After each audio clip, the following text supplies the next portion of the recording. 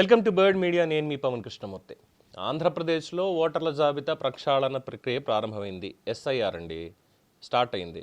So ఇక ప్రతిపక్షంలో ఉన్నటువంటి వైసీపీలో ఆందోళన కనిపిస్తోంది. ఎందుకంటే గత ప్రభుత్వ హయాంలో ఓటర్ల నమోదు, తొలగింపు ప్రక్రియలు, భారీ అక్రమాలు, లక్షలాది బోగస్ ఓట్లు, ఆరోపణలే కాదు ఆధారాలు కూడా అప్పటి నుంచి చూపించారు చాలా క్లియర్గా. అప్పుడే కదా మన సజ్జల రామకృష్ణారెడ్డి గారు తిరుపతి ఉప ఎన్నిక సందర్భంలో మాట్లాడినటువంటి పాయింట్, మా ఓటర్లు మాకు వేరే ఉన్నారు. అలాగా ఆ మా ఓటర్లు ఎవరు అనేటువంటి దానికి ఇప్పుడు నిజంగానే ఆన్సర్ ఇంకా గట్టిగా వినిపిస్తుందేమో, మనకు పడినటువంటి ఓట్లన్నీ మనవి కాదేమో అనేటువంటిది ఒక భయం వాళ్ళకి చాలా క్లియర్గా ఉంది.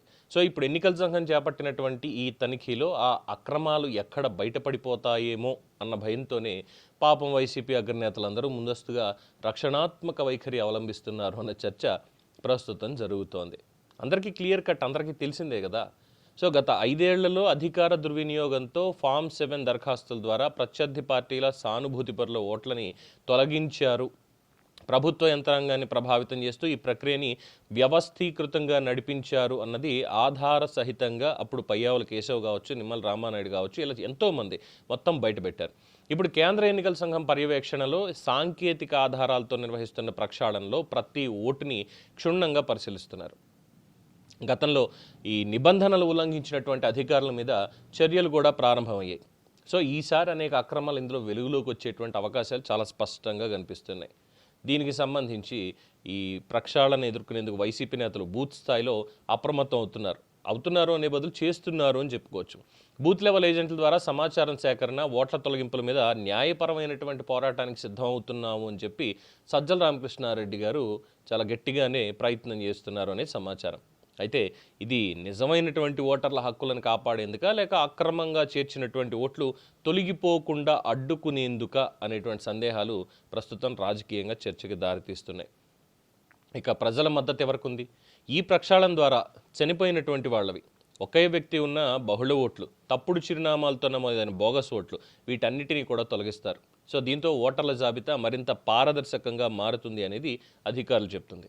గతంలో జరిగిన తప్పిదాలు ఇప్పుడు వాళ్ళకే రాజకీయంగా నష్టం కలిగిస్తాయి అనేటువంటి ఆందోళనతో వైసీపీ అంశాన్ని పెద్ద ఎత్తున రాజకీయం చేస్తోంది అనేటువంటి అభిప్రాయాలు కూడా వ్యక్తం అవుతున్నాయి. నిజమైన ఓటర్లతో కూడిన స్వచ్ఛమైన జాబితానే ప్రజాస్వామ్యానికి బలం అనేటువంటి భావన ఇక్కడ మరింత బలపడుతూ ఉంటే, మనోళ్ళు మాత్రం వచ్చి మా ఓటర్లు మాకున్నారు, ఇప్పుడు వాళ్ళని తీసేస్తారేమో. ఎందుకంటే 0 డోర్ నంబర్ ఈ కాన్సెప్ట్ చాలా ఫేమస్ అయింది అప్పుడు. 0 డోర్ నంబర్, ఈ 0 డోర్ నెంబర్ మీద ఒక్కొక్క ఇంట్లో 100 ఓట్లు ఎక్కడి నుంచి వచ్చే తెలియదు. అలాగే బందెల దొడ్డు అంటారు ఊళ్ళలో, అంటే రోడ్ల మీద పంచాయతీలో ఊరికే తిరుగుతూ ఉంటాయి చూసారా రైతులు వదిలేసినటువంటి పశువులు, వాటిని తీసుకెళ్ళి దాంట్లో కట్టేస్తారనమాట. ఫైన్ కట్టాలి ఎవరన్నా సరే అలా తిరిగితే. సో అలాంటి బందెల దొడ్ల మీద కూడా ఓటర్లు చాలామంది రిజిస్టర్ అయిపోయారు.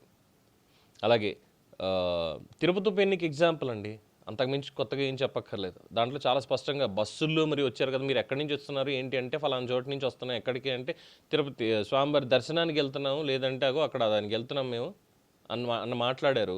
కానీ వాళ్ళందరూ చివరాఖరికి తేలింది ఈ బూతులు వీటి దగ్గర తేలితే పోలీసులు బడితే పూజ చేసి పంపించారు.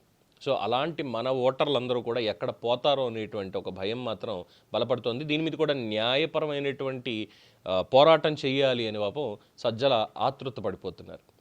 అంటే ఇప్పటిదాకా అధపాతాళానికి తొక్కేసినటువంటి జగన్మోహన్ రెడ్డి గారిని అది సరిపోదన్నమాట, ఇంకా తీసుకెళ్ళాలి లోపలికి.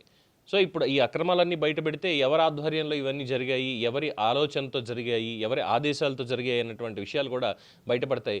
అది ఇంకెక్కడ నెత్తి మీదకి వస్తుందో అనేటువంటి ఒక భయం కూడా చాలా గట్టిగానే కనిపిస్తోంది అంటున్నారు. చూద్దాం ఇందులో సజ్జల ఓటన్నా ఉంటుందా, లేదంటే అది కూడా దొంగ ఓటు బాపుతేనా? మీ అభిప్రాయం తెలియచేయండి. చూస్తూనే ఉండండి ది బర్డ్ మీడియా.